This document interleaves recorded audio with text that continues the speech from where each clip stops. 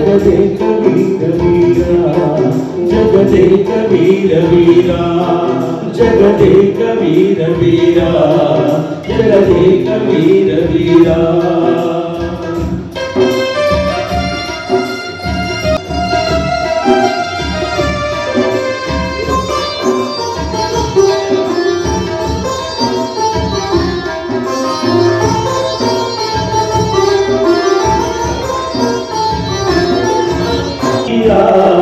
ಮಾತಾಡದಿಂದ ಮೇಲೆತ್ತು ಬಂದ ಜಗದೇಕ ವೀರ ವೀರ ಜಗದೇಕ ವೀರ ವೀರ ಜಗದೇಕ ವೀರ ವೀರ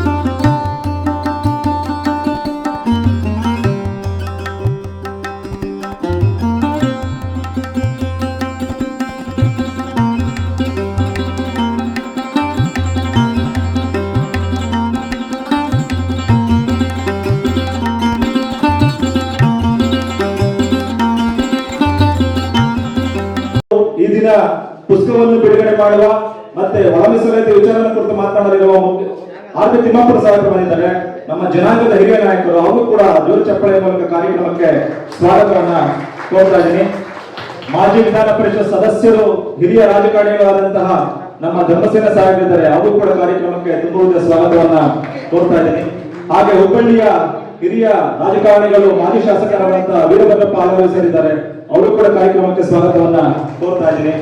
ಅದೇ ರೀತಿ ನಮ್ಮ ಹಿರಿಯ IAS ನಿವೃತ್ತ ಅಧಿಕಾರಿಗಳಾದಂತಹ ತೇಗ್ನೂರ್ ಸರ್ ಇದ್ದಾರೆ, ಅವರು ಕೂಡ ಕಾರ್ಯಕ್ರಮಕ್ಕೆ ಸ್ವಾಗತವನ್ನ ಕೋರ್ತಾ ಇದ್ದೀನಿ.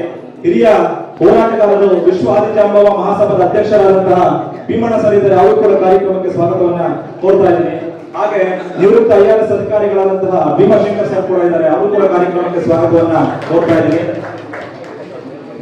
ಅದೇ ರೀತಿ ನಮ್ಮ ಹಿರಿಯ ಹೋರಾಟಗಾರರು, ಕಾಂಗ್ರೆಸ್ ಹಿರಿಯ ಮುಖಂಡರಾದಂತಹ ವಿಜಯ್ ಕುಮಾರ್ ಕೂಡ ಹಿರಿಯ ಹೋರಾಟಗಾರರ ಕಾರ್ಯಕ್ರಮಕ್ಕೆ ಸ್ವಾಗತವನ್ನ ಕೋರ್ತಾ ಇದ್ದೀನಿ.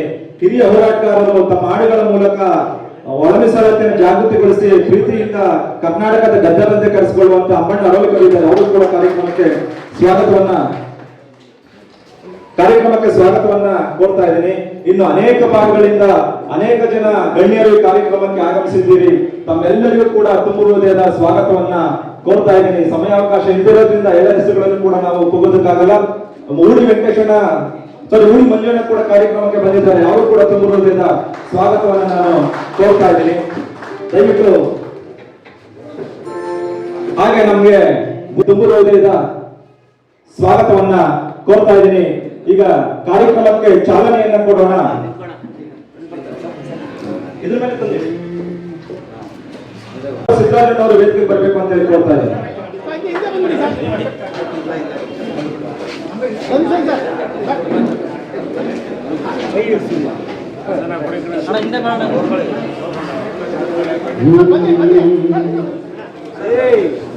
ಮಾತಂಗ ಚಮ್ಮಾರ ಸಮಗಾರ ಡೋಮನ ಮೋಚಿ ಮಚ್ಚಿಗ ಮಾಯ ಮಾದರ ಹೆಸರ ಮಾತಂಗ ಚಮ್ಮಾರ ಧರ್ಮ ಕಸುಬಿನ ಜನಪದ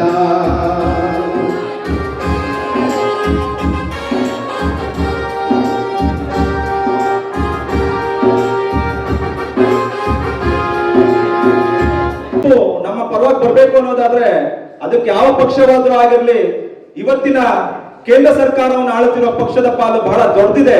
ಅದಕ್ಕೆ ನಾವು ವಿಶೇಷವಾಗಿ ಈ ಜನಾಂಗದ ಪರವಾಗಿ ಕೃತಜ್ಞತೆಗಳನ್ನ ನಾನು ಸಲ್ಲಿಸೋದಕ್ಕೆ ಇಚ್ಛಿಸ್ತೀನಿ. ಒಂದು ಆದ್ರೆ ಅದನ್ನ ಮಾಡಿಸುವಲ್ಲಿ ನಮ್ಮ ಎ ನಾರಾಯಣ ಸ್ವಾಮಿ ಅಣ್ಣಾಗ್ಲಿ, ಕಾರಜೋಳ ಸಾಹೇಬರಾಗಲಿ ದೊಡ್ಡ ಆಸ್ತಿಯನ್ನು ವಹಿಸಿದ್ದಾರೆ.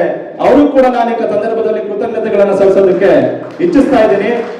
ಅದಲ್ಲದೆ ಇವತ್ತು ಕರ್ನಾಟಕದಾದ್ಯಂತ ಒಳ ಮೀಸಲಾತಿಯ ಬಗ್ಗೆ ನಮಗೆಲ್ಲ ಅರಿವನ್ನ ಕೊಟ್ಟವರು, ಒಳ ಮೀಸಲಾತಿ ಆಗ್ಬೇಕು ಅಂತ ಹೇಳಿ ಆರಂಭದಿಂದ ಚಿಂತನೆ ಮಾಡಿದಂತವರು ನಮ್ಮೆಲ್ಲರ ನೆಚ್ಚಿನ ಕವಿಗಳಾದಂತಹ ಸನ್ಮಾನ್ಯ ಡಾಕ್ಟರ್ ಯಲ್ಲನಮಂತಯ್ಯ ಸಾಹೇಬರು ನಮ್ಮಂತವರಿಗೆ ಒಳ ಮೀಸಲಾತಿಯ ಮಹತ್ವವನ್ನು ಹೇಳದೆ ಹೋಗಿದ್ರೆ ಬಹುಶಃ ಕರ್ನಾಟಕದಲ್ಲಿ ಸಾವಿರಾರು ಸಂಖ್ಯೆಯ ಮಾದಿಗ ಜನಾಂಗದವರು ಎಚ್ಚರಗೊಳ್ಳಕ್ಕೆ ಸಾಧ್ಯ ಆಗ್ತಾ ಇರಲಿಲ್ಲ.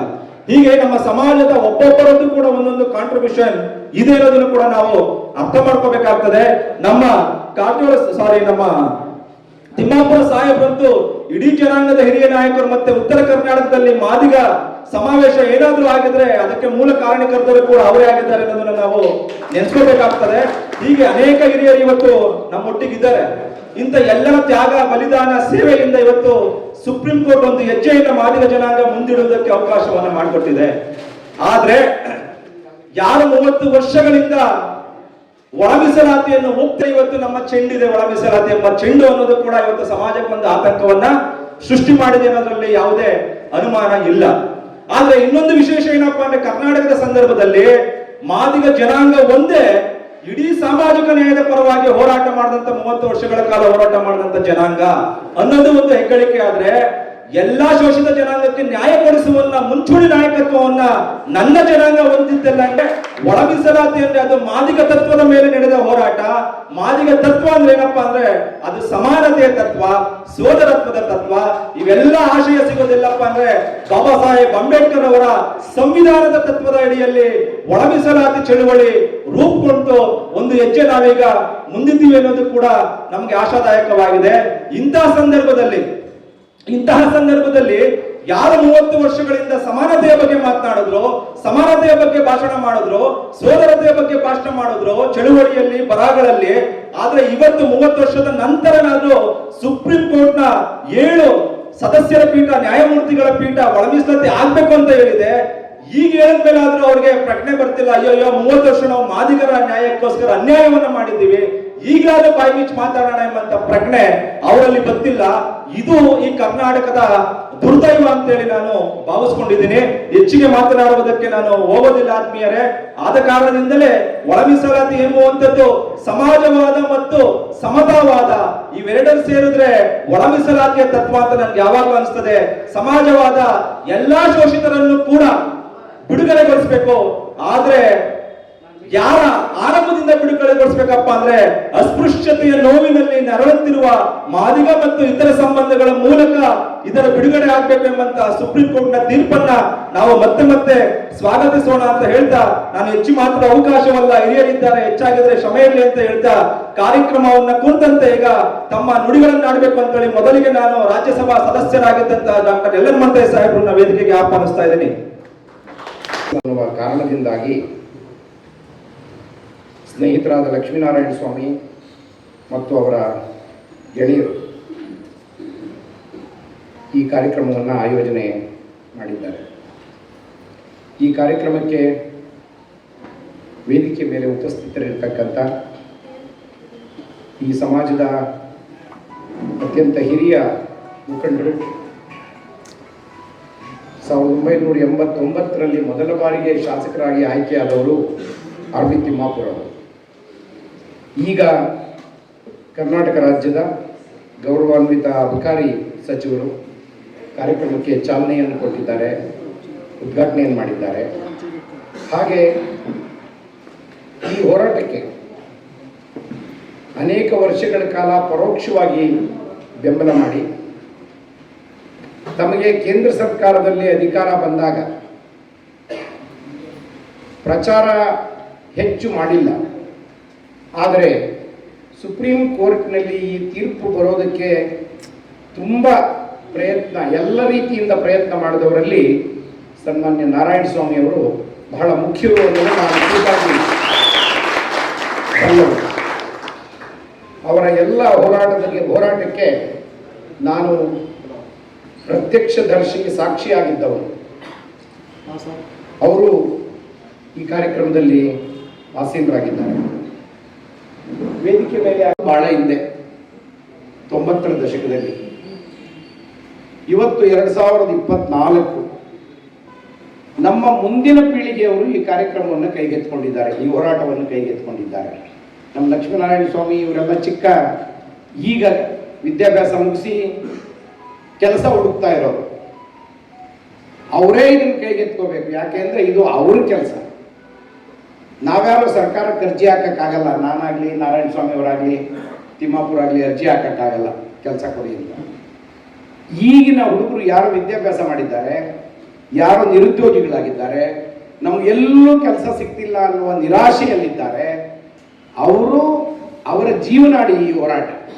ಅವರು ಈ ಹೋರಾಟ ಸಂತೋಷದ ವಿಚಾರ. ಇಡೀ ರಾಜ್ಯದ ವಿದ್ಯಾರ್ಥಿಗಳು ಈ ಹೋರಾಟವನ್ನು ಮುನ್ನಡೆಸಬೇಕು. ಇದು ಬಹಳ ಅಗತ್ಯವಾದದ್ದು. ಇವತ್ತು ನಾವೆಲ್ಲ ಹೋರಾಟವನ್ನು ಕಟ್ಟಿ ಮುನ್ನಡೆಸಿದ್ದು ಬೇರೆ ಬೇರೆ ಕಾರಣಗಳಿಂದಾಗಿ,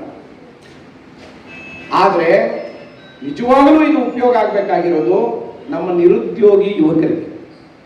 ಆ ನಿರುದ್ಯೋಗಿ ಯುವಕರೇ ಇದರ ತಿಳುವಳಿಕೆ ಇಲ್ಲದೆ ಹೋದ್ರೆ, ಇದನ್ನು ಕೈಗೆ ಎತ್ಕೊಳ್ಳದೆ ಹೋದ್ರೆ ಈ ಹೋರಾಟ ಯಶಸ್ವಿ ಆಗೋದಿಲ್ಲ. ತೀರ್ಪು ನಮ್ಮ ಪರವಾಗಿ ಬಂದಿದೆ. ಸುಪ್ರೀಂ ಕೋರ್ಟು ಬಹಳ ದೊಡ್ಡ ಔದಾರ್ಯವನ್ನು ತೋರಿದೆ. ಸಂವಿಧಾನದ ತಿದ್ದುಪಡಿ ಆಗಬಹುದಾದದ್ದನ್ನ ಅದರ ಅಗತ್ಯ ಇಲ್ಲ, ರಾಜ್ಯಗಳು ಮಾಡಬಹುದು ಅಂತ ಅನ್ನುವ ನಲ್ಲಿ ಏನು ನನಗೆ ಸ್ವಲ್ಪ ಸಮಾಧಾನ ತಂದದ್ದು, 1-2 ಕಂಪನಿಗಳು ಇದ್ರ ಪರವಾಗಿ ಬರೆದ್ರು. ಅದರಲ್ಲಿ ಒಂದು ಟಾಟಾ ಕಂಪನಿಯವರು. ಟಾಟಾ ಕಂಪನಿಯವರು ಹೌದು, ಇದು ನನ್ನ ಜವಾಬ್ದಾರಿ, ನಾನು ಈ ಮೀಸಲಾತಿಯನ್ನು ಕೊಡೋದಕ್ಕೆ ಸಿದ್ಧವಾಗಿದ್ದೇನೆ, ನೀವು ಒಪ್ಕೋಬೇಕು ಅಂತ ಹೇಳಿ, ನಾನು ಸರ್ಕಾರದ ಯಾವುದೇ ನಿರ್ಧಾರಕ್ಕೆ ಒಪ್ತೇನೆ ಅಂತ ಹೇಳಿ ಟಾಟಾ ಕಂಪನಿಯವರು ಪತ್ರ ಬರೆದರು. ಬಹಳ ಆಶ್ಚರ್ಯಕರವಾದ ಸಂಗತಿ ಅದು. ಹಾಗೆ ಬರೆದವರು ಇನ್ನೊಂದು 2 ಕಂಪನಿಗಳಷ್ಟೇ. ಇನ್ನು 98% ಇದು ಮಾಡೋದಕ್ಕಾಗೋದಿಲ್ಲ ಅಂತ ಬರೆದ್ರು. ಅಂದ್ರೆ ಈ ಪರಿಸ್ಥಿತಿ ಇದ್ರೆ ತಾವು ಆಲೋಚನೆ ಮಾಡಿ, ಈ ದೇಶ ಜಾತಿಯ ಮೇಲೆ ನಡೀತಿದ್ಯಾ ಅಥವಾ ಸಂಪತ್ತಿನ ಮೇಲೆ ನಡೀತಿದ್ಯಾ? ಸ್ವಲ್ಪ ಯೋಚನೆ ಮಾಡಿ. ಇಂಥ ಪರಿಸ್ಥಿತಿಯಲ್ಲಿ ಒಂದು ಸಂವಿಧಾನವನ್ನು ರಚನೆ ಮಾಡಿದ ಕರ್ತೃಗಳು ಮಾಡಿದ ತೀರ್ಮಾನ ಏನು ಅಂದ್ರೆ, ಬಾಬಾ ಸಾಹೇಬ್ ಅಂಬೇಡ್ಕರ್ ಆದಿಯಾಗಿ 15% ಪರಿಶಿಷ್ಟ ಜಾತಿಗೆ, 3% ಪರಿಶಿಷ್ಟ ಪಂಗಡಕ್ಕೆ ಮೀಸಲಾತಿಯನ್ನ ಸಂವಿಧಾನದತ್ತವಾದ ಅಧಿಕಾರ ಅಂತ ಕೊಡಬೇಕು ಅಂತ ಹೇಳಿ ತೀರ್ಮಾನ ಮಾಡಿದ್ರು. ಹಾಗೆ ತೀರ್ಮಾನ ಮಾಡಿದ್ರಿಂದಾಗಿ ಸಂವಿಧಾನದಲ್ಲಿ ಮೀಸಲಾತಿ ಒಂದು ಬಹಳ ಮುಖ್ಯವಾದ ಹಕ್ಕು ನಮಗೆ ಅಂತ ಹೇಳಿ ಬಂತು. ಆದ್ರೆ ಈ ಮೀಸಲಾತಿಗೆ ಒಂದೇ ಒಂದು ಜಾತಿಯ ಅಸ್ಪೃಶ್ಯರು ಮಾತ್ರ ಸೇರಲಿಲ್ಲ. ಯಾರಾದ್ರೂ ಇದ್ರೆ ನಿಸ್ಸಂಶಯವಾಗಿ ಅವರು ಮಂದಕೃಷ್ಣ ಮಾಡಿದ್ದಾರೆ. ಯಾವ ಅನುಮಾನ ಕೂಡ ಇಲ್ಲ. ನಾನು ಯಾರ ಮುಂದೆ ಬೇಕಾದ್ರೂ ಈ ಮಾತನ್ನು ಹೇಳೋದಕ್ಕೆ ನಾನು ತಯಾರಿದ್ದೇನೆ. ನನಗೆ ಅಷ್ಟರ ಮಟ್ಟಿಗೆ ಕನ್ವಿನ್ಸ್ ಆಗಿದೆ. ಅವರು ಹಾಕಿದ ಬೀಜ ಇದು. ಮಾದಿಗ ರಿಸರ್ವೇಶನ್ ಹೋರಾಟ ಸಮಿತಿ ಆಂಧ್ರದಲ್ಲಿ ಪ್ರಾರಂಭ ಮಾಡಿ, ಹಳ್ಳಿಗಳಿಗೆ ಹೋಗಿ ಹಳ್ಳಿಗಳಲ್ಲಿ ಜನರನ್ನು ಬಡಿದೆಬ್ಬಿಸಿ, ನಮಗೆ ಜನಸಂಖ್ಯೆ ಇದ್ರು ಅನ್ಯಾಯ ಆಗ್ತಿದೆ, ನಾವು ಸುಮ್ಮನೆ ಮಲಗಿದ್ದೀವಲ್ಲಪ್ಪ, ಇದು ನ್ಯಾಯ ಅಲ್ಲ ಅಂತ ಹೋರಾಟ ಮಾಡಿದಾಗ ಮೊದಲನೇ ಬಾರಿಗೆ ಚಂದ್ರಬಾಬು ನಾಯ್ಡು ಅವರು ಊರಿನಿಂದ ಹೋರಾಟವನ್ನು ಆರಂಭ ಮಾಡಿ ಹೈದರಾಬಾದ್ಗೆ ಬರಲಾಯಿತು. ದೊಡ್ಡ ಮೆರವಣಿಗೆ ಮಾಡಲಾಯಿತು. ಲಕ್ಷಾಂತರ ಜನ ಹೈದರಾಬಾದ್ನಲ್ಲಿ ಸೇರಿದ್ರು. ಚಂದ್ರಬಾಬು ನಾಯ್ಡು ಅವತ್ತೇ ಈ ಹೋರಾಟವನ್ನ ನ್ಯಾಯೋಚಿತವಾದದ್ದು ಅಂತ ಪರಿಗಣನೆ ಮಾಡಿ ಮೀಸಲಾತಿ, ಒಳ ಮೀಸಲಾತಿಯನ್ನು ಜಾರಿಗೊಳಿಸಿದ್ರು. ಆ ಒಳ ಮೀಸಲಾತಿ ಬಂದ ಮೇಲೆ ಯಾರು ಎಲ್ಲವನ್ನ ಕಬಳಿಸ್ತಿದ್ರು ಅವರು ಕೋರ್ಟಿಗೆ ಹೋದ್ರು. ಕೋರ್ಟ್ ಅಲ್ಲಿ ಕೂಡ ಕೇಳ್ತಿರೋದು ಸರಿಯಾಗಿದೆ, ಕೊಟ್ಟಿರೋದು ಸರಿಯಾಗಿದೆ, ಇದು ನ್ಯಾಯಪರವಾದದ್ದು, ಸಾಮಾಜಿಕ ನ್ಯಾಯ ಕೊಡ್ತಕ್ಕಂಥದ್ದು ಅಂತೇಳಿ ಆಂಧ್ರದ ಹೈಕೋರ್ಟ್ ಹೇಳ್ತು. ಮತ್ತೆ ಇದನ್ನ ಸುಪ್ರೀಂ ಕೋರ್ಟ್ಗೆ ಕೊಂಡು ಹೋಗಲಾಯಿತು. ಸುಪ್ರೀಂ ಕೋರ್ಟ್ ನಲ್ಲಿ ತೀರ್ಪು ಬಂದಾಗ ಸಂತೋಷ್ ಹೆಗಡೆ ಅವರು ಆ ಪೀಠದ ಮುಖ್ಯಸ್ಥರು, ಅವರು ಒಳ ಮೀಸಲಾತಿಯನ್ನ ಕೊಡಬಾರದು, ಇದರಲ್ಲಿ ಸಂವಿಧಾನದಲ್ಲಿ ಪ್ರಾವಿಷನ್ ಇಲ್ಲ ಅಂತ ಹೇಳಿಲ್ಲ. ಅವರ ತಿಳುವಳಿಕೆಗೆ ಬಂದದ್ದು ಏನು ಅಂದ್ರೆ, ಶೆಡ್ಯೂಲ್ ಕಾಸ್ಟ್ ಅನ್ನೋದು ಒಂದು ಗುಂಪು, ಒಂದೇ ಗುಂಪು, ಎಲ್ಲ ಜಾತಿಗಳು ಸರಿಸಮನಾದವು, ಅಂದ್ರೆ ಶೋಷಿತರಲ್ಲಿ ಸರಿಸಮನಾದವು, ಅವರನ್ನ ಭಾಗ ಮಾಡತಕ್ಕಂಥದ್ದು ರಾಷ್ಟ್ರಪತಿಗಳಿಗೆ ಅಧಿಕಾರ ಇದೆಯೇ ಹೊರತು ರಾಜ್ಯಗಳಿಗೆ ಅಧಿಕಾರ ಇಲ್ಲ ಅಂತ ಹೇಳಲಾಯಿತು. ಈ ತೀರ್ಪು ಬಂದ ಕಾರಣದಿಂದಾಗಿ ಪಂಜಾಬ್ನಲ್ಲಿ ಮೀಸಲಾತಿ ಹೊರಟೋಯ್ತು, ಒಳ ಮೀಸಲಾತಿ, ಹರಿಯಾಣದಲ್ಲಿ ಇದ್ದದ್ದು ಹೋಯ್ತು, ಆಂಧ್ರ ಪ್ರದೇಶದಲ್ಲಿ ಇದ್ದದ್ದು ಹೋಯ್ತು. ಒಂದೇ ಒಂದು ರಾಜ್ಯ ಉಳಿಸಿಕೊಂಡಿದ್ದು ತಮಿಳುನಾಡು. ತಮಿಳುನಾಡಿನಲ್ಲಿ ಅರುಂಧತಿಯಾರ್ ಕಮ್ಯುನಿಟಿಗೆ 3% ರಿಸರ್ವೇಶನ್ ಕೊಟ್ಟಿದ್ದಾರೆ. ಅದು ಇವತ್ತು ಚಾಲ್ತಿಯಲ್ಲಿದೆ. ಇಡೀ ದೇಶದಲ್ಲಿ ಅದನ್ನು ವಾಪಸ್ ತಗೊಂಡ್ರು, ತಮಿಳುನಾಡಿನಲ್ಲಿ ವಾಪಸ್ ತಗೊಳ್ಳಕ್ಕಾಗಲಿಲ್ಲ. ಕಾರಣ ಏನು ಅಂದ್ರೆ, ತಮಿಳುನಾಡಿನ reservation comes under schedule 9th schedule ಕೆಳಗಡೆ ಬರೋದನ್ನ ಕೋರ್ಟ್ ನಲ್ಲಿ ಪ್ರಶ್ನೆ ಮಾಡೋ ಹಾಗಿಲ್ಲ. ಆದ್ರಿಂದ ತಮಿಳುನಾಡಿನ ಮೀಸಲಾತಿ ಅವಕಾಶ ಶೆಡ್ಯೂಲ್ 9 ಕೆಳಗಡೆ ಇದೆ. ಭಾರತದಲ್ಲಿ ಬೇರೆ ಎಲ್ಲರಿಗಿಂತಲೂ ತಮಿಳುನಾಡಿನ ರಾಜಕಾರಣಿಗಳು ಮಹಾಬುದ್ಧಿವಂತರು. ಮೀಸಲಾತಿಯನ್ನು ಕೊಡಬೇಕು, ದ್ರಾವಿಡ ಸಂಸ್ಕೃತಿಯನ್ನು ಬೆಳೆಸಬೇಕು, ಅಲ್ಲಿ ಮಾತ್ರ ಬೇರೆ ಪಕ್ಷಗಳಿಗೆ ಅವಕಾಶ ಇಲ್ಲದೆ ಅವರೇ ಅಧಿಕಾರ ನಡೆಸ್ತಿರೋರು. ಅಲ್ಲಿ ಕರುಣಾನಿಧಿಯವರು ಅರುಂಧತಿಯಾರ್ ಮಾದಿಗರಿಗೆ ಅನ್ಯಾಯ ಆಗಿದೆ, ಇವರಿಗೆ ನ್ಯಾಯ ಕೊಡಬೇಕಾದ್ದು ಧರ್ಮ ಅಂತ ಹೇಳಿ 3% ರಿಸರ್ವೇಶನ್ ಕೊಟ್ಟರು. ಅಲ್ಲಿರೋ ಮಾದಿಗರು ಈಗಲೂ ಇಲ್ಲ ಸರ್, ನಮ್ಗೆ 6% ಬರಬೇಕು, ಅನ್ಯಾಯ ಬಿಡದೆ ಅಂತ ಹೇಳ್ತಾವ್ರೆ. ನಾನು ಹೇಳಿದೆ, ಅಯ್ಯೋ ಮಾರಾಯ, 3% ಅನ್ನ ಸಿಕ್ಕಿದೆ, ಸಂತೋಷವಾಗಿ ತಗೋ, ಆಮೇಲೆ 6% ಹೋರಾಟ ಮಾಡಿವಂತೆ. ಅದನ್ನ ಕಳ್ಕೊಂಡು ಇದನ್ನ ಯಾಕೆ ಬಿಡ್ತೀಯ? ಮಾದಿಗ ನೋ ಕಮ್ಯುನಿಟಿ ಅಷ್ಟು ಜನವನ್ನು ಸೇರಿಸಿ ಹೋರಾಟ ಮಾಡಕ್ ಸಾಧ್ಯ ಆಗಿಲ್ಲ. 15 ಲಕ್ಷ ಜನರನ್ನ ಹೈದರಾಬಾದ್ನಲ್ಲಿ ಸೇರಿಸುವಂತ ಕೆಲಸವನ್ನ ಮಂದಕೃಷ್ಣ ಮಾಡಿದ್ರು. ಕರ್ನಾಟಕದಿಂದ ಲಕ್ಷಾಂತರ ಜನ ಭಾಗವಹಿಸಿದ್ರು. ಇದು ನಾನು ಶೆಡ್ಯೂಲ್ ಕಾಸ್ಟ್ ಮಾದಿಗರ ಬಗ್ಗೆ ಹೇಳ್ತಿಲ್ಲ. ಜಾಟರು ಸೇರ್ಸಕ್ಕಾಗಿಲ್ಲ, ಇಷ್ಟು ಜನನ ಒಕ್ಕಲಿಗರು ಸೇರ್ಸಕ್ಕಾಗಿಲ್ಲ, ಲಿಂಗಾಯತರು ಸೇರ್ಸಕ್ಕಾಗಿಲ್ಲ, ಬ್ರಾಹ್ಮಣರು ಸೇರ್ಸಕ್ಕಾಗಿಲ್ಲ, ಯಾವ ಜಾತಿಗಳು ಇಷ್ಟು ಜನಸಂಖ್ಯೆಯನ್ನು ಸೇರ್ಸಕ್ಕಾಗಿಲ್ಲ. ಈ ಹೋರಾಟ ಅಷ್ಟು ಮಹತ್ವದ ಹೋರಾಟವನ್ನ ಮಂದಕೃಷ್ಣ ಮಾಡಿದ್ದಾರೆ. ಕಾರಣ ಏನು ಅಂದ್ರೆ, ಆ ಜನರ ಹಸಿವು ಹಂಗಿತ್ತು. ನಮಗೆ ಅನ್ಯಾಯ ಆಗಿರೋದು ಕಣ್ಣು ಮುಂದೆ ಕಾಣ್ತಿತ್ತು. ಈ ಅನ್ಯಾಯಕ್ಕೆ ನಾವು ಏನಾದ್ರೂ ಮಾಡ್ಬೇಕಲ್ಲ ಅಂತ ಹೇಳಿ ಹೋರಾಟ ಮಾಡ್ತಿದ್ರು. ಕರ್ನಾಟಕದಲ್ಲಿ ಇದು ಮಳೆ ಹೊಡೆದಿದ್ದು ಯಾವಾಗ ಅಂದ್ರೆ, ಒಂದು ಬೈ ಎಲೆಕ್ಷನ್ ಬಂತು ಹುನಗುಂದದಲ್ಲಿ. ಕಾಶಪ್ಪನವರು ತೀರ್ಕೊಂಡ್ರು. ಕಾಶ್ಯಪ್ಪನವರು ತೀರ್ಕೊಂಡಾಗ ಎಸ್ ಎಂ ಕೃಷ್ಣ ಅವರು ಮುಖ್ಯಮಂತ್ರಿಗಳು. ಅಲ್ಲಿ ನಮ್ಮ ವೇದಿಕೆಯಲ್ಲಿ ಎದುರಾದಂಥ ಹನುಮಂತಯ್ಯವರು, ಇಂದಿನ ಮಾಜಿ ಕೇಂದ್ರ ಸಚಿವರಾದಂಥ ನಾರಾಯಣ ಸ್ವಾಮಿಯವರು, ಇನ್ನೂರ್ವ ಹೆಸರಿರಾದಂಥ ಧರ್ಮಸೇನ ಅವರು ಹಾಗೂ ಹಾಲರವಿಯವರು, ವೇದಿಕೆ ಮೇಲೆ ಭಾಳ ಜನ ಇದ್ದಾರೆ. ವೇದಿಕೆ ಮೇಲೆ ಇರ್ತಕ್ಕಂಥ ಎಲ್ಲ ಇದೆ. ನಾನು ಹೆಚ್ಚಿಗೆ ಮಾತನಾಡಲಿಕ್ಕೆ ಹೋಗ್ತಿಲ್ಲ. ಹೋರಾಟದ ಪ್ರತಿಫಲ ಕಾಣಬೇಕಾಗತ್ತೆ. ಭಾಳ ಜನ ಇದರಲ್ಲಿ ಹೋರಾಟ ಮಾಡಿ 30 ವರ್ಷ ಹೋರಾಟ ಇಲ್ಲಾಗಿದೆ.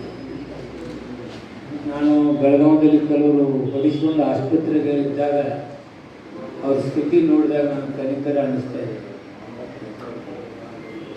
ಅಲ್ಲಿಂದ ಇಲ್ಲಿವರೆಗೆ ಎಷ್ಟು ಜನ ಹೋರಾಟ ಮಾಡಿದ್ದೀರಿ ಅವರೆಲ್ಲರಿಗೂ ನಾನು ಅಭಿನಂದನೆ ಹೇಳ್ತೀನಿ.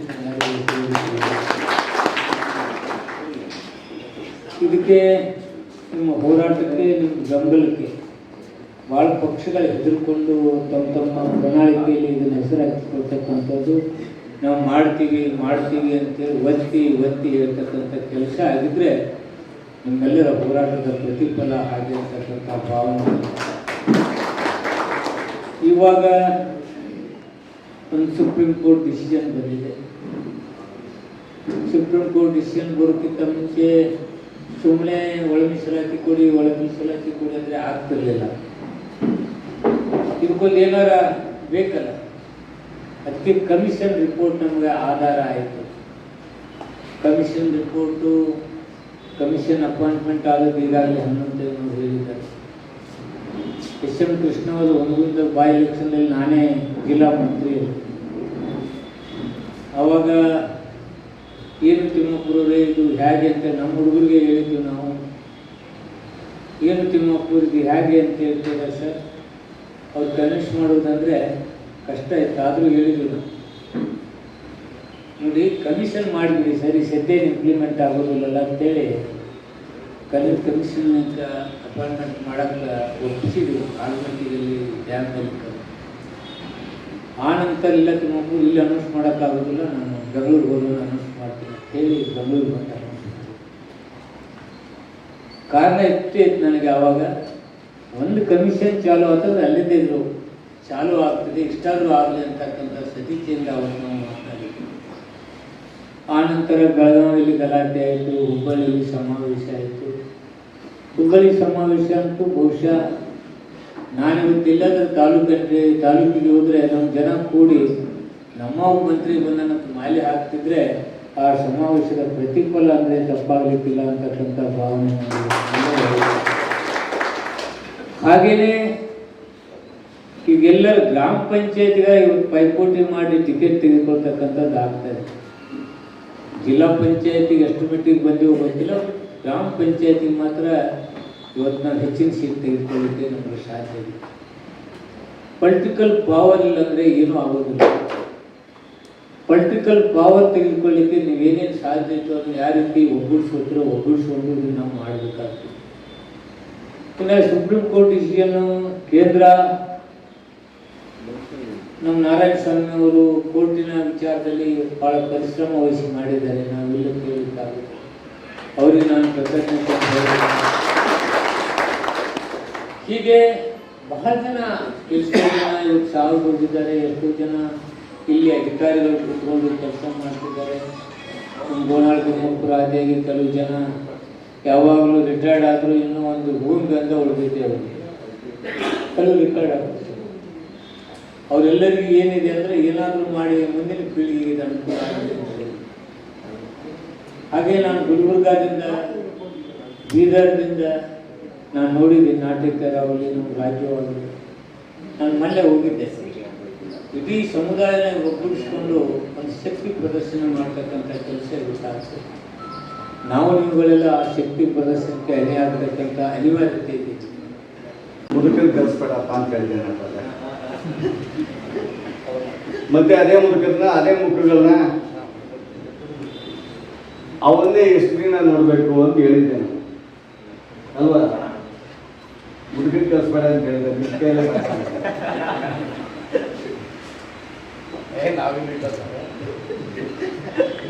ಅದಕ್ಕೆ ಕಾರಣ ಬಹಳ ಇದೆ. ಯಾಕೆ ಆ ಪದ ಹೇಳಿದೆ ಅಂತ ಹೇಳಿದ್ರೆ, ಬಹುಶಃ ಒಳ ಮೀಸಲಾತಿಯ ಬಗ್ಗೆ ಕಿವಿಯಲ್ಲಿ ಕೇಳಿಲ್ಲ ಅವರು, ಅಥವಾ ಪತ್ರಿಕೆಯಲ್ಲಿ ಬಂದಿದ್ರೆ ಆ ಒಳ ಮೀಸಲಾತಿ ಅಂತ ಓದಿ ಮುಂದೆ ಪ್ಯಾರ ಓದಕ್ಕೆ ಹೋಗಿರೋದಿಲ್ಲ. ಅದ ನನ್ಗನ್ಸಿದ್ದು ಓದಕ್ಕೆ ಹೋಗದಿದೆ. ಇದೇನೋ ಒಳ ಮೀಸಲಾತಿ, ನೆಕ್ಸ್ಟ್ ಪ್ಯಾರ ಇನ್ನೊಂದೇ ಬೇರೆ ವಿಷಯ ನೋಡ್ರಿ ಅಂತ ಹೋಗಿರ್ತಾರೆ ನಮ್ಮ ಮಾದಿಗ ವಿದ್ಯಾರ್ಥಿಗಳು ಅಂತ ನನಗನ್ಸಿದ್ರು.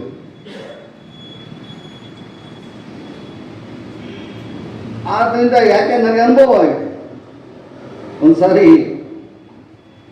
ಒಂದು ಕಾರ್ಯಕ್ರಮಕ್ಕೆ ನಿಮ್ಮ ನಾರಾಯಣ ಸ್ವಾಮಿ ಬಂದಿದ್ದಾನೆ ಒಳ ಮೀಸಲಾತಿ ಹೋರಾಟಗಾರ ಅಂತ ಹೇಳಿದ್ರೆ ಅಲ್ಲಿರೋದೇ 95% ಮಾದ್ರು ತಲೆ ಎತ್ತಿ ನೋಡಿ. ನಿಮ್ಮ ಮಾದಿಗರೇ, ನಿಮ್ಮಂತ್ರಿ, ನಿಮ್ಮ ಸಮಾಜದವರೇ ಭಾಳ ಹೋರಾಟ ಮಾಡ್ಬೋದು ಅಂದ್ರೆ ಅದು ಕಿವಿಗೆ ಕೇಳಿಸಲಿಲ್ಲ ನಮ್ಮವರಿಗೆ. ಹೌದೇ ನೋಡ ಅಂದರೆ ಒಳ ಮೀಸಲಾತಿ ಬಗ್ಗೆ ನಮ್ಮ ಸಮಾಜಕ್ಕೆ 5% ಇವತ್ತು ಅನೇಕ ಹೋರಾಟಗಳು ಮಾಡಿದ್ರೇನೂ ಸಹ, ಅನೇಕರ ತ್ಯಾಗದಲ್ಲಿಯೂ ಸಹ ಹೋಗ್ಲಿಲ್ಲ ಅಂತ ನೋವು ನನಗಿದೆ. ಅದಕ್ಕೆ ಕಾರಣ ಅವರಲ್ಲ ನಾವು ಅಂತ.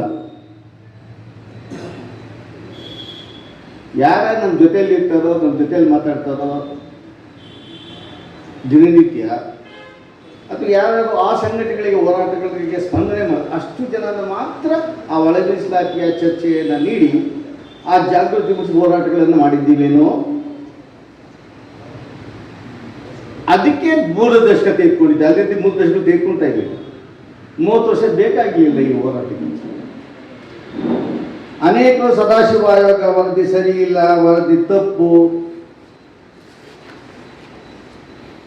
ಮಾದಿಗರ ಬಗ್ಗೆ ಬಹಳ ನಿಷ್ಠೂರವಾಗಿ ಬರೆದಿದ್ದಾರೆ,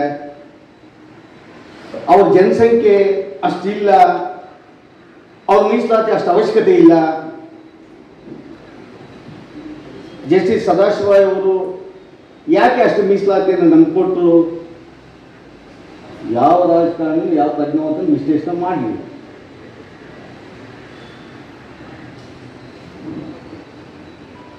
ಅನೇಕ ಚರ್ಚೆಗಳಾಯ್ತು ಸಂಘಟನೆಗಳು, ಹೋರಾಟಗಾರರು ಅಥವಾ ರಾಜಕಾರಣಿಗಳು.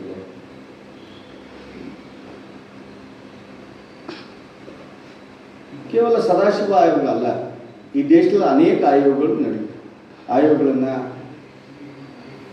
ರಚನೆ ಮಾಡಿದ್ದರು, ವರದಿಗಳನ್ನು ಕೊಟ್ಟಿದ್ದರು. ವಿಶಾಲನಗರ ನೇತಾ ಆಯೋಗದ ಬಗ್ಗೆ ನಾನು ಮಾತಾಡಲ್ಲ, ಇಂದಿರಾ ಸಾಹ್ನಿ ಕೇಸ್ ಬಗ್ಗೆ ಮಾತಾಡಲ್ಲ. ಮಹಾರಾಷ್ಟ್ರದಲ್ಲಿ ಕೊಟ್ಟಂಥ ಒಳ ಮೀಸಲಾತಿಯ ಬಗ್ಗೆ ಚರ್ಚೆ ಮಾಡಿ, ಸ್ಟಡಿ ಮಾಡಿ, ರಿಪೋರ್ಟ್ ಕೊಟ್ಟು ಕಮಿಷನ್ ವರದಿ ಏನು, ಮಾದಿಗರ ಬಗ್ಗೆ ಏನು ಹೇಳಿದೆ, ಕರ್ನಾಟಕದವ್ರು ಯಾರು ಹೇಳ್ಕೊಟ್ಟಿಲ್ಲ. ಮಾದಿಗರು ಈ ದುಸ್ಥಿತಿಯಲ್ಲಿದ್ದಾರೆ ಬರಿಯಪ್ಪ, ಆ ಕಮಿಷನ್ ಹೇಳ್ಕೊಟ್ಟಿಲ್ಲ. ರಾಮಚಂದ್ರ ಆಯೋಗಕ್ಕೆ ಹೋಗಿ ನಾವು ಬದುಕೊಟ್ಟಿದ್ವಾ? ಅಲ್ಲಿನ ಅರಗತಿ ಅರಸು, ಅವ್ರ ಜೀವನ ಪದ್ಧತಿ, ಈ ರಾಜ್ಯದಲ್ಲಿ ತಮಿಳುನಾಡಿರ್ತಕ್ಕಂಥ ಎಲ್ಲ ನಿಗಮಗಳಲ್ಲಿ, ಆಯೋಗಗಳಲ್ಲಿ ಅಥವಾ ಕಾರ್ಪೊರೇಷನ್ಗಳಲ್ಲಿ, ಸರ್ಕಾರದಲ್ಲಿ ಉದ್ಯೋಗಗಳಲ್ಲಿ ಮಾದಿಗರಿಗೆ 1% ಇಲ್ಲ, 2% ಇಲ್ಲ ಬರಿಯಪ್ಪ, ಆ ಅಂಕಿಅಂಶ ನಾವು ಬದುಕೊಟ್ಟಿದ್ದ.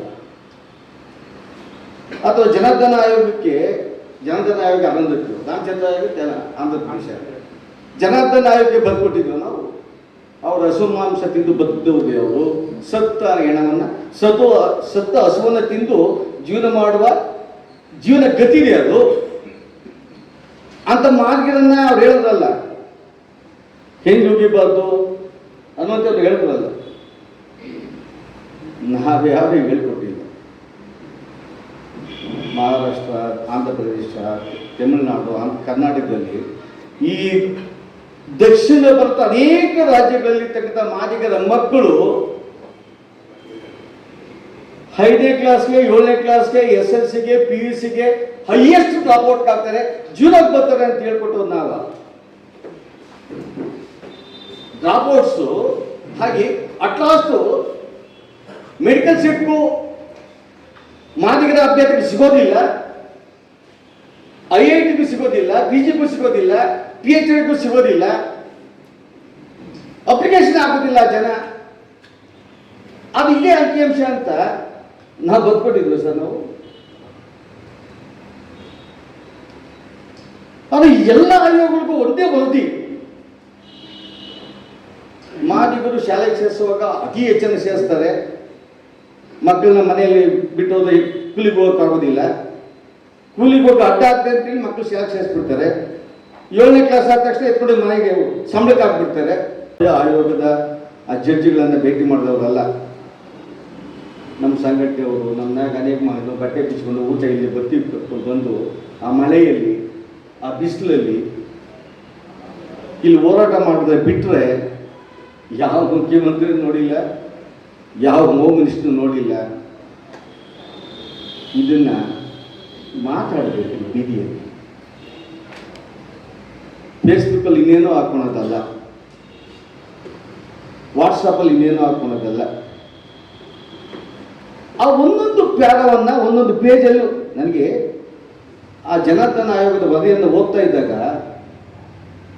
ಅದು ಗೊತ್ತಿತ್ತು. ಆದರೆ ಜಡ್ಜ್ ಹೇಳ್ತಾನೆ, ಈ ಅನಂತ ಟಿಯರ್ಸು ಆ ಊರಿನ ಜನ ಆ ಊರಿನಲ್ಲಿ ಏನಾದ್ರು ಹಸು ಸತ್ತೋದ್ರೆ ಎಮ್ಮೆ ಸತ್ತೋದ್ರೆ ಕೊಟ್ಬಿಡ್ತಾ ಇರ್ತದೆ, ಅದೇ ಅವ್ರಿಗೆ ಹಬ್ಬ. ಇದು ಮಾದಿಗರ ಜೀವನ ಪದ್ಧತಿ ರೀ.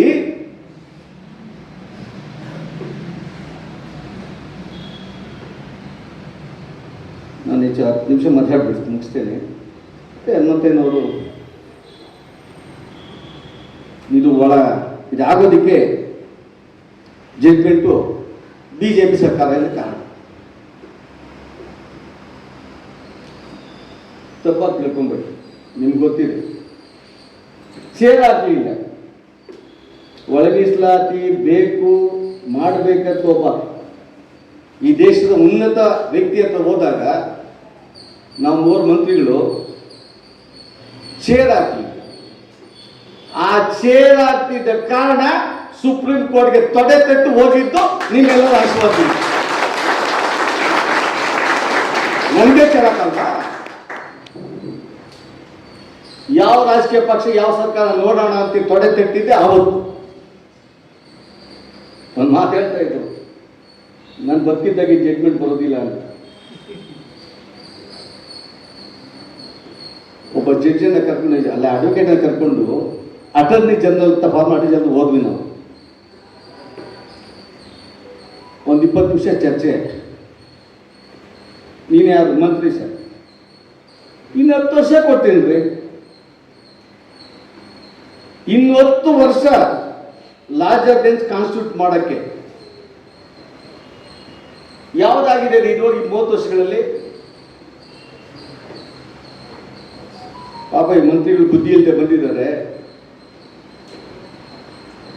ಈ ದೇಶದ ಸುಪ್ರೀಂ ಕೋರ್ಟಿನ ಜಡ್ಜಿಗಳಿಗೆ ಈ ಒಳ ಮೀಸಲಾತಿ ಬಗ್ಗೆ, ಅಸ್ಪೃಶ್ಯ ಜನರ ಸಂಕಷ್ಟಗಳ ಬಗ್ಗೆ ಯಾರಿಗಾದ್ರೂ ಅರಿವಿದೆಯನ್ರಿ? ಯಾವತ್ತಾದ್ರೂ ಹೇಳ್ತೋದ್ರೆ ಬಂದಿದ್ದಾರ? ಮೀಡಿಯಾದವರು ಬರ್ತಿದ್ದಾರ? ನೀವೇನು ಕರ್ನಾಟಕದಲ್ಲಿ ಹೋರಾಟ ಮಾಡ್ತೀರಾ, ಬೆಂಗಳೂರಿನಲ್ಲಿ ಯಾವ ಎಡಿಟೋರಿಯಲ್ಲೂ ಯಾವ ಇಂಗ್ಲಿಷ್ ಪೇಪರ್ನಲ್ಲಿ ಎಡಿಟೋರಿಯಲ್ ಬಂದಿದೆ ಹೇಳ್ರಿ ನೀವು? ಯಾಕೆ ಹುಚ್ಚರಾಗಿ ಓಡಾಡ್ತೀರಾ?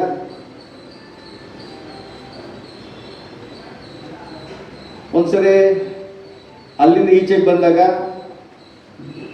ಎಲ್ಲರ ಮೇಲೆ ಸಿಟ್ಟು, ವ್ಯವಸ್ಥೆ ಮೇಲೆ.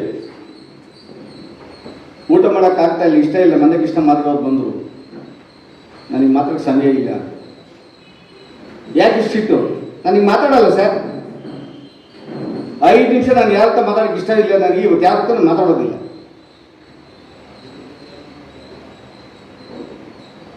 ಆವತ್ತಿಂದ ಪ್ರಾರಂಭ ಆಯಿತು ಏನು ಮಾಡಬೇಕು ಅಂತ. ಅದನ್ನು ಹೆಚ್ಚು ಹೇಳಬಾರ್ದು. ಆದರೆ ಏನು ಅರುಣ್ ಮಿಶ್ರಾ ಅವ್ರ ಜಡ್ಜ್ಮೆಂಟ್ ಬಂದ ಮೇಲೆ ಯಾವ ಸಂಘಟನೆಯವರು, ಯಾವ ನಾಯಕರು, ಯಾವ ರಾಜಕೀಯ ಪಕ್ಷ ಅರುಣ್ ಮಿಶ್ರಾ ಅವರು ಹೇಳಿದಾರಲ್ರಿ, ಆರ್ಟಿಕಲ್ 341ಗೆ ಅಮೆಂಡ್ಮೆಂಟ್ ಬೇಕಾಗಿಲ್ಲ ಅಂತ. ನಾನು ಉತ್ತರ ಕೊಡುವಾಗ ಇವರು ಇದ್ದರು ಪಾರ್ಲಿಮೆಂಟಲ್ಲಿ. ಆವತ್ತೇ ಹೇಳಿದ್ದೆ ರೈಟಿಂಗಲ್ಲಿ, there is no need to make amendment in the parliament. Article 341 amendment ಬೇಕಾಗಿಲ್ಲ ಅಂತ ಆನ್ಸರ್ ಮಾಡಿದ್ದೆ. ಆವತ್ತೇ ಹೇಳಿದ್ದೆ ನಾನು, we are not homogeneous, we are heterogeneous statement ಮಾಡಿದ್ವಿ. ಆದರೆ ಎಲ್ಲೂ ಚರ್ಚೆನೇ ಆಗಲಿಲ್ವಲ್ಲ. ಅಂಬೇಡ್ಕರ್ ಅವರು ಹೇಳಿದ್ರು, ಆ ಪ್ಯಾರಾನ ಎಲ್ಲೂ ನಾವು ಹೇಳಲೇ ಇಲ್ವಲ್ಲ. ನಾವು ಹೋಮೋಜಿನಿಯಸ್ ಅಲ್ಲ, ನಮಗೂ ಬೇರೆ ಜಾತಿಗೂ ಸಂಬಂಧ ಇಲ್ಲ, ನಮ್ಮ ಜೀವನ ಪದ್ಧತಿನೇ ಬೇರೆ, ನಾವು ನಮ್ಮ ಸಂಸ್ಕೃತಿನೇ ಬೇರೆ, ನಮ್ಮ ನಡವಳಿಕೆ ಬೇಡ, ಅವ್ರಿಗೆ ನಮ್ಗೆ ಸಂಬಂಧ ಇಲ್ಲ ರೀ. ಯಾಕೆ ಅವ್ರ ಜೊತೆ ನಮ್ಮ ಜೋಡಿಸ್ತೀರಾ? 70-71 ಹಾಳು ಮಾಡಿಬಿಟ್ಟೆ ನಮ್ಮನ್ನ. ಬೇರೆ ಸ್ಪೃಶ್ಯರ ಜೊತೆಗೆ ಸೇರಿಸಿ ನಮಗೆ ಅವತ್ತೇ ಸಮಾಧಿ ಮಾಡಿಬಿಟ್ರಿ.